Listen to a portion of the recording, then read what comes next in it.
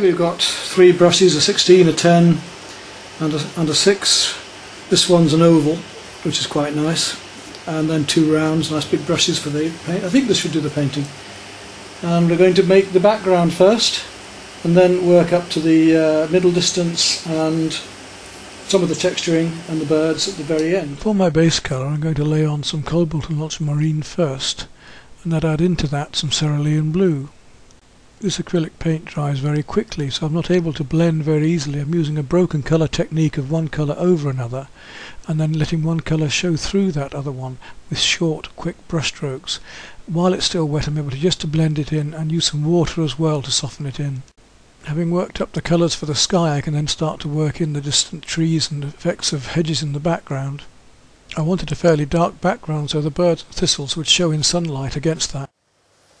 And we'll work our light and dark areas of these leaves gradually up, letting the sky shine through behind. Use a whole series of different greens and blues to do this, from my cerulean blue through the cobalts and ultramarines. In fact, we can hear the gold crest actually in the background right now that I've been photographing. We give this illusion of something that's very complicated and detailed, had ages spent on it when it hasn't really. You see, I'm using a cooler, a bluey green now to give some distance to the leaves in the background. So we'll make some slightly warmer greens to catch the sunlight as it comes across these leaves. You see what's happening now, don't you? So I think it's time to start to work at the middle distance now. Catch just a few more bits of light on here perhaps. Okay. Next I want to establish where all these lighter areas of thistle heads are. So I'm going to make quite a light grey with a little touch of pink into it. We'll start off with some lemon yellow and a little touch of rose to start to just put some of these lighter colours in here. That's given me an idea. You see how we get that thistle effect. So having shown you that, we can now go back to painting the darks in and put the lights in again afterwards, which we can do with acrylics, which we can't do with watercolour. It's given an indication of lots of thistle heads just catching the sunlight into the background. Now I'm going to start working down around here.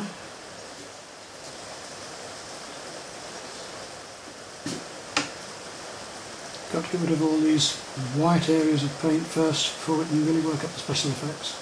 See, this board is very absorbent. It takes in the paint almost immediately it hits the surface, which has both advantages and disadvantages in fact. Got to keep varying between our different blues and blue-greens to get these background darks. Keep the spiky feeling going. I'm not painting anything exactly, I'm just using what's on my photographs to feel my composition as I go along. It's very intuitive as well, it's almost semi-abstract in the way that one does what one wants and what one feels right here.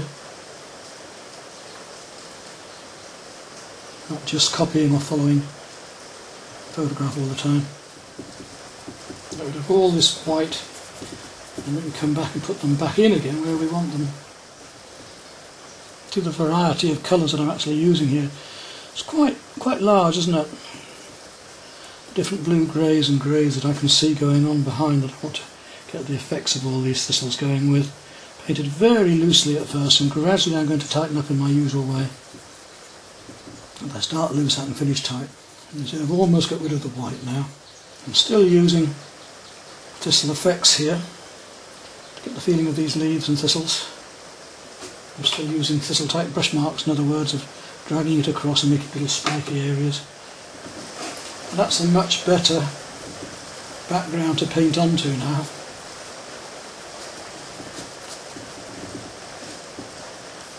I can actually start to establish some of the deep blues and greens of the actual leaves. This is a very warm green, but we're going to be using much cooler greens as well.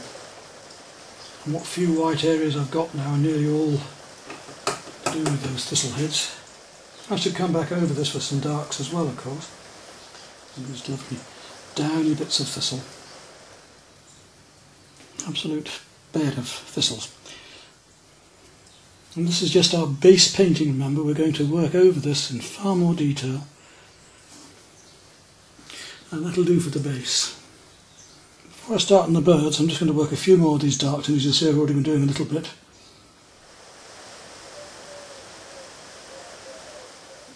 I'm going to paint two of the birds and start with this one and use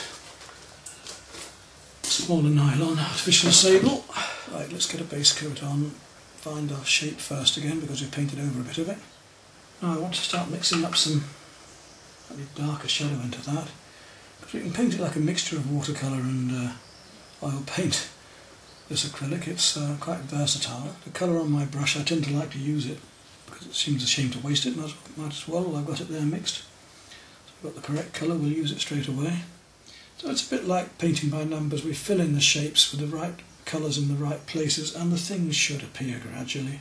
That's where that leg should go, and then the other one should be here somewhere. So you're going to paint a base coat over and then gradually work one back over the other. You can see how I'm using the tip of the brush now, spreading it slightly to get the light feathery effects.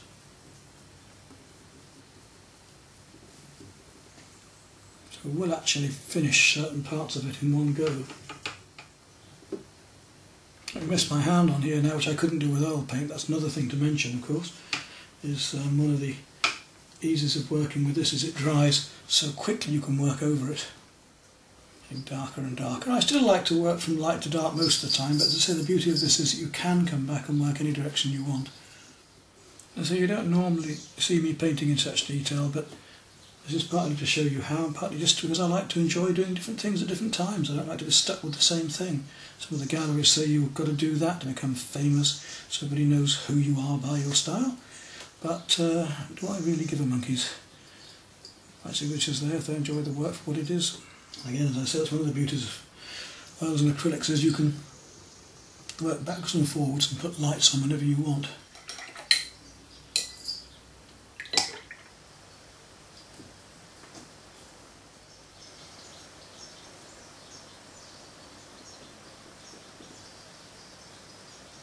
As I said in one of my earlier films, I do find that the yellows in acrylics can be really yucky. They just don't have the body, so I'm going to paint one on, let it dry.